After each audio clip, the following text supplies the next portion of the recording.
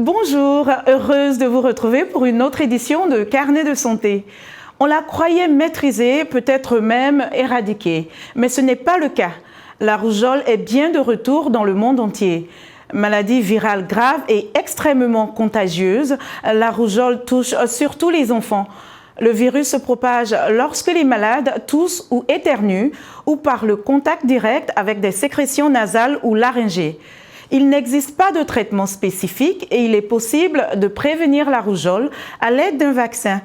L'Organisation mondiale de la santé tire la sonnette d'alarme face à l'augmentation des cas de rougeole globalement. Selon l'OMS, il y a 3 fois plus de cas cette année entre janvier et juillet que l'année dernière dans la même période. Voici les principales conclusions de ce rapport dans ce résumé de Mohamedou Mfa. Entre janvier et juillet 2019, plus de 360 000 cas de rougeole ont été enregistrés dans le monde. C'est quasiment le triple du nombre de cas enregistrés en 2018 pendant la même période. L'an dernier, en effet, plus de 120 000 cas avaient été répertoriés au cours des 6 premiers mois de l'année. D'ailleurs, selon l'OMS, l'ampleur de l'épidémie serait bien plus importante. Seulement 1 cas sur 10 serait rapporté aux autorités compétentes.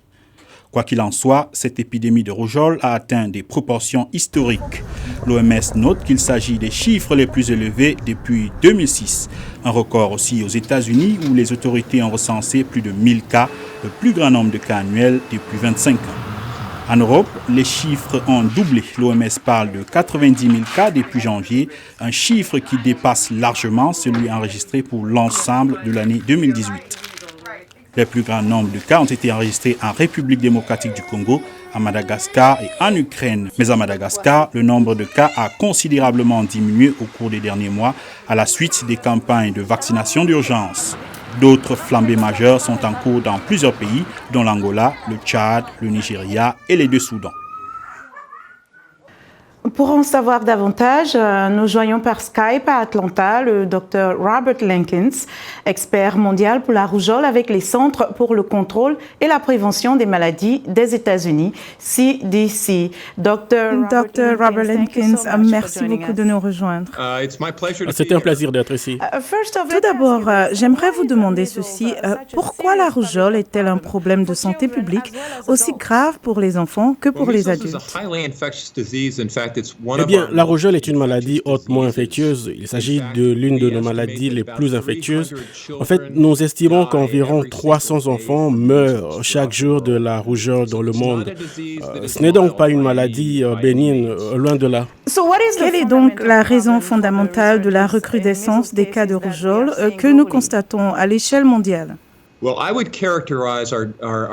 Eh bien, je dirais que notre principal défi est l'accès aux vaccins contre la rougeole. Nous devons nous assurer qu'il y a suffisamment de vaccins dans les cliniques. Nous devons nous assurer qu'il existe une main-d'œuvre capable de livrer le vaccin en toute sécurité. Nous devons veiller à ce que les enfants qui vivent dans des zones de conflits civils, par exemple, nous constatons cela dans de nombreux pays à travers le monde, ou dans des zones plus inaccessibles, que ces enfants aient également accès aux vaccins.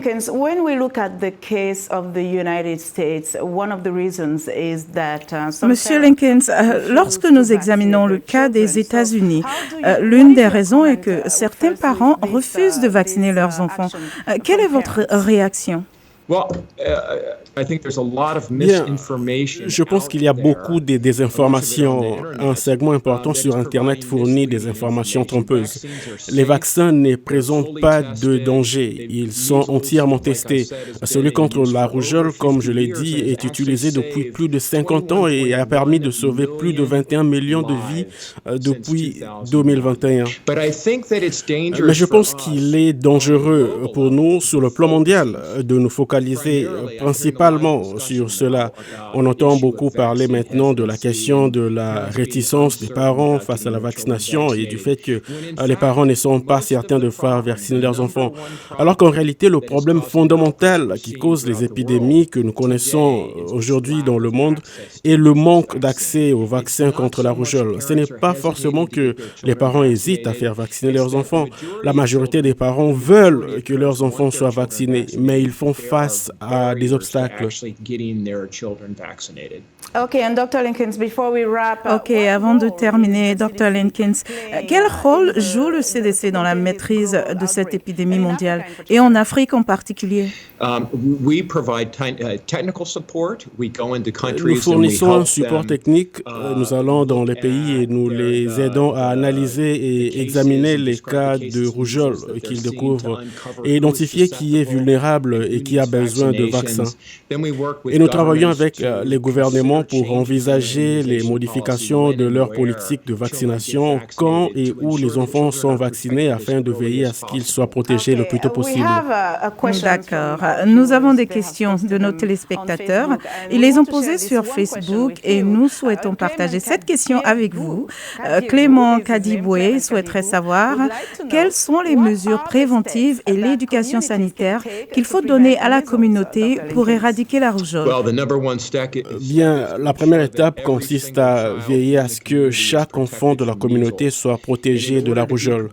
Et pour être protégé, les enfants ont besoin des 2 doses de vaccin. En Afrique, la règle générale est que la première dose est administrée aux bébés entre 9 et 12 mois.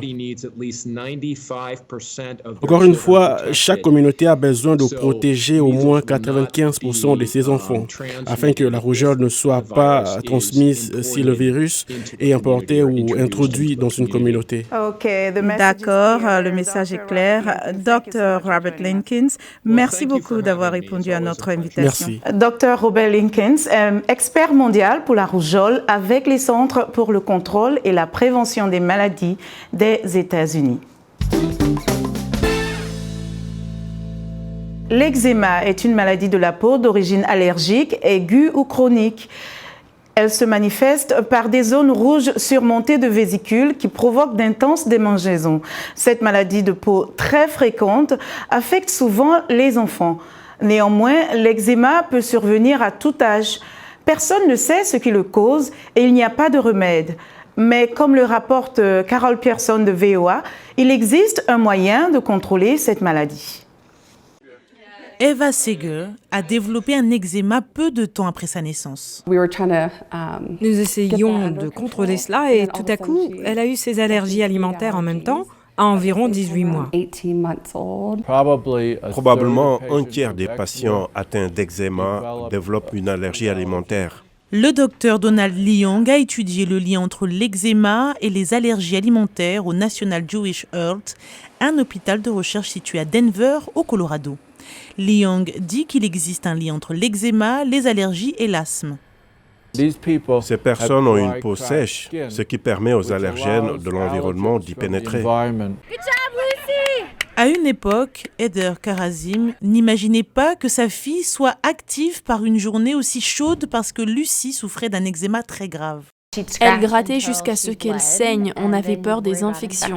La recherche montre qu'il est essentiel de maîtriser l'eczéma le plus tôt possible. Pour ce faire, les médecins recommandent ce qu'ils appellent le tremper et sceller. Cela commence par un bain chaud de 20 minutes que ce bébé n'aime pas du tout, suivi d'une hydratation de la peau avec une pommade. Cela créera un film d'eau qui empêchera l'humidité de s'évaporer si vous y appliquez un scellant. Les gants empêchent le bébé de se gratter, le bonnet scelle l'humidité sur sa tête. Personne ne sait ce qui cause l'eczéma. Les chercheurs travaillent à la mise au point d'un moyen de tester chaque élément de la peau afin d'identifier ce qui affaiblit la barrière cutanée et de la réparer avant que les enfants ne développent l'une de ces affections. Selon les experts, la modification des habitudes alimentaires du nourrisson, engendrée par le délaissement de l'allaitement maternel et l'exposition précoce aux allergènes alimentaires, sont certains facteurs qui joueraient un rôle dans l'apparition de l'eczéma en bas âge. Par contre, il n'y aurait pas de lien entre l'introduction précoce des aliments solides et l'apparition de l'eczéma chez les jeunes enfants. Imaginez ceci, vous êtes en train de faire du jogging, mais vous vous arrêtez brusquement. Pourquoi? À cause d'une crampe. Ce n'est pas très agréable. Caractérisée par une douleur intense et localisée des muscles, comme une contraction, les crampes aux jambes peuvent durer quelques secondes ou de longues minutes. Nous avons voulu savoir comment prévenir les crampes aux jambes et que faire pour s'en débarrasser. Ram Sharif, directeur chez One Life Fitness à Ballston en Virginie, nous explique. La crampe musculaire ou spasme musculaire est essentiellement une contraction involontaire d'un seul muscle ou d'un groupe de muscles. Fondamentalement, ces groupes musculaires restent dans cette phase de contraction pendant une période prolongée, ce qui peut essentiellement entraîner un inconfort ou une certaine douleur. Généralement, c'est en raison d'un effort excessif dans le muscle, ou ce qui peut le provoquer, c'est une activité très intense comme courir, faire du sport, et si vous êtes déshydraté et vous manquez de macro et de micronutriments tels que le glycogène ou le glucide. On peut débattre du fait suivant. Je sais que lorsque vous effectuez une recherche sur le web, la plupart du temps, il est indiqué de faire de l'étirement immédiatement lorsque vous avez une crampe musculaire, quelque chose dans ce sens. Je voudrais respectivement être en désaccord avec cela. Je pense qu'au bout du compte, tout d'abord et avant tout, il faut arrêter toute activité physique que vous êtes en train de faire. Deuxièmement, il faudrait appliquer une pression sur la zone, le groupe de muscles qui se contracte essentiellement. Lui donner le temps de se détendre et masser la zone, puis essayer de l'étirer activement. Et bien sûr, c'est réhydrater. Les crampes aux jambes peuvent frapper à n'importe quel moment de la journée ou de la nuit, que vous soyez allongé ou en train de courir. Dans la majorité des cas, elles sont bénignes et disparaissent spontanément. Néanmoins, certaines crampes nécessitent un avis médical, notamment les crampes persistantes ou permanentes, les crampes diffuses ou crampes généralisées ou les crampes à répétition. Téléphones portables, tablettes et ordinateurs portables, réseaux sociaux, la société moderne dans son ensemble est distraite comme jamais auparavant. Les scientifiques ont remarqué qu'au fur et à mesure que la technologie devient de plus en plus répandue, les gens prennent encore plus de poids également. Elizabeth Lee de VOA a les détails d'une étude à l'université Rice de Houston, au Texas, visant à déterminer s'il existe un lien entre les habitudes technologiques et l'obésité. Avez-vous déjà passé des heures à visiter plusieurs pages sur les réseaux sociaux et vous vous demandez à un moment donné où est passé le temps? Un phénomène qui, selon le chercheur Richard Lopez, est à la base de l'obésité. Nous constatons une augmentation significative du taux d'obésité et de l'obésité chez les enfants à peu près au même moment que l'avènement des smartphones. Il s'agit des mêmes remarques depuis le développement de la technologie en général. Les chercheurs ont interrogé 132 personnes dont l'âge est compris entre 18 et 23 ans.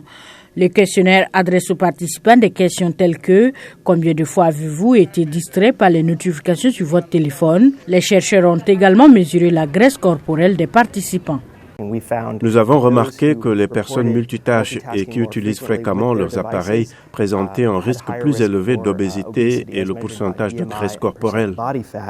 Ensuite, 72 des participants ont subi un scanner cérébral pendant qu'on leur montrait des images quelconques, y compris des aliments gras. Résultat, les gens qui utilisaient les multimédias sont plus exposés à la tentation des images de nourriture. À l'heure actuelle, les chercheurs ne savent pas si les personnes qui ont tendance à effectuer plusieurs tâches à la fois avec des appareils numériques manquent de maîtrise de soi et si cela affecte leur développement cérébral ou si les personnes présentant des schémas de développement cérébral spécifiques ont davantage tendance à effectuer plusieurs tâches à la fois avec leurs appareils. Dans notre prochaine édition de Carnet de santé, nous parlerons de l'allaitement maternel. Si vous avez des questions ou pour toutes vos réactions, rejoignez-nous sur la page Facebook de VOA Afrique ainsi que sur notre site web voaafrique.com. Vous pouvez aussi me joindre sur Twitter @LenorMoudou. C'est la fin de cette édition de Carnet de santé. Merci de nous avoir suivis. D'ici la semaine prochaine, portez-vous bien. À bientôt.